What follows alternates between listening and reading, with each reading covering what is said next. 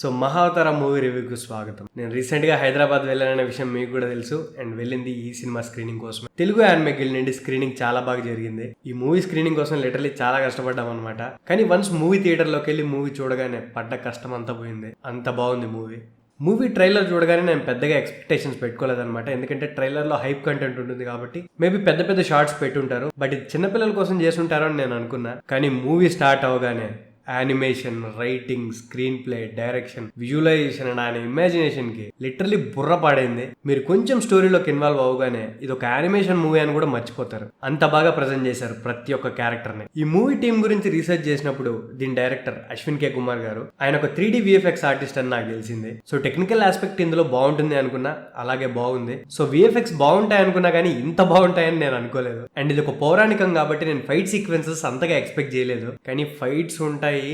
నేనేమనుకున్నా అంటే డైరెక్టర్ కొంచెం ఓల్డ్ కదా అండ్ ఇవి పౌరాణికాలు, సో ఫైట్ సీక్వెన్సెస్ అంతగా ఉండకపోవచ్చు అని అనుకున్నా. కానీ ఫైట్ సీక్వెన్సెస్ చూసి నాకు మైండ్ మింగింది. అలా చూస్తూ ఉండిపోయా. అంత బాగా డిజైన్ చేశారు అండ్ కంపోజ్ చేశారు ఫైట్స్ ని. యాక్చువల్లీ ట్విస్ట్ ఏంటంటే డైరెక్టర్ గారు కూడా యానిమే ఫ్యాన్ అనమాట.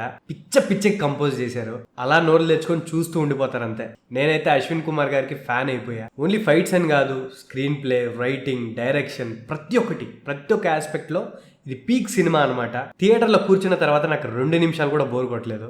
అంత బాగుంది. మొత్తం మూవీ అయిపోయిన తర్వాత కూడా ఇదే ట్రాన్స్ లో ఉన్నా నేను. లాస్ట్ లో నరసింహస్వామి ఫైట్, BGM అలా మైండ్ లో తిరుగుతున్నాయి అంతే. టు బి ఫ్రాంక్ చెప్పాలంటే ఇండియా నుండి ఈ రేంజ్ యానిమేషన్ ప్రాజెక్ట్ ని నేను ఎక్స్పెక్ట్ చేయలేదు. అస్సలు ఎక్స్పెక్ట్ చేయలేదు. ట్రైలర్ చూసినప్పుడు మన వాళ్ళు చేయగలుగుతారా లేదా అనే డౌట్ ఉండే. హోంబలే వాళ్ళకి సేమ్ మేకర్స్ తో అరౌండ్ 2023 దాకా ప్రాజెక్ట్స్ ఉన్నాయి. మొత్తం మహావిష్ణు అవతారాలన్నీ ఇలాగే చూపించబోతున్నారు. నేను ఏ కాన్ఫిడెన్స్ పెట్టి ఇన్ని ప్రాజెక్ట్స్ లాంచ్ చేశారా అని అనుకున్నా. బట్ ఈ మూవీ చూసిన తర్వాత డౌట్స్ అన్ని క్లియర్ అయిపోయాయి. ఎలాగైతే బాహుబలి తెలుగు ఫిలిం ఇండస్ట్రీ రూపురేఖల్ని మార్చేసిందో, మహావతార్ నరసింహ మూవీ కూడా ఇండియన్ యానిమేషన్ ఇండస్ట్రీ రూపురేఖల్ని మార్చేస్తుంది. Mahavatar Narasimha movie Indian animation ఇండస్ట్రీకి బాహుబలి అయితే రాజమౌళి మన అశ్విన్ కే కుమార్ గారు. ఈయన మీద నాకున్న రెస్పెక్ట్ చాలా పెరిగిపోయింది. ఎందుకంటే నేను కూడా ఒక VFX ఆర్టిస్ట్ నే. ఒక్కొక్క ఫ్రేమ్ వెనకాల వాళ్ళు పడ్డ కష్టం తెలుస్తుంది. ఇప్పటికే ఈ మూవీ ఫస్ట్ డే కలెక్షన్ కంటే second day collection and third day collection చాలా ఎక్కువ ఉన్నాయి. థియేటర్స్ పెంచుతున్నారు.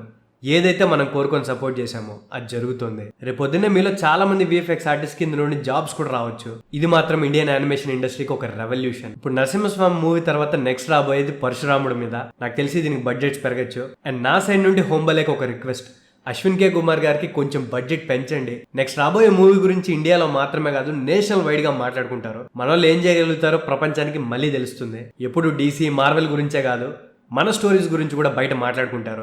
నేను ఇప్పుడు చెప్పింది రివ్యూ కాదు, ప్యూర్ ఎక్స్పీరియన్స్ అనమాట.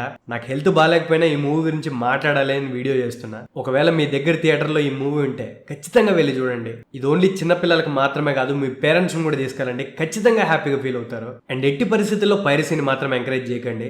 అట్లీస్ట్ ఈ మూవీకి ఇది నా సైడ్ నుండి రిక్వెస్ట్. అండ్ మన వాళ్ళకి క్రంచరల్ గివ్ అవేస్ ఉన్నాయి. వాటి డీటెయిల్స్ కమ్యూనిటీ పోస్ట్ లో ఇస్తాను. So thank you guys last వరకు చూసినందుకు. మళ్ళీ నెక్స్ట్ వీడియోతో వెంటనే కలుసుకుందాం. అప్పటి వరకు జాగ్రత్త. Love you, me, Anime Bros.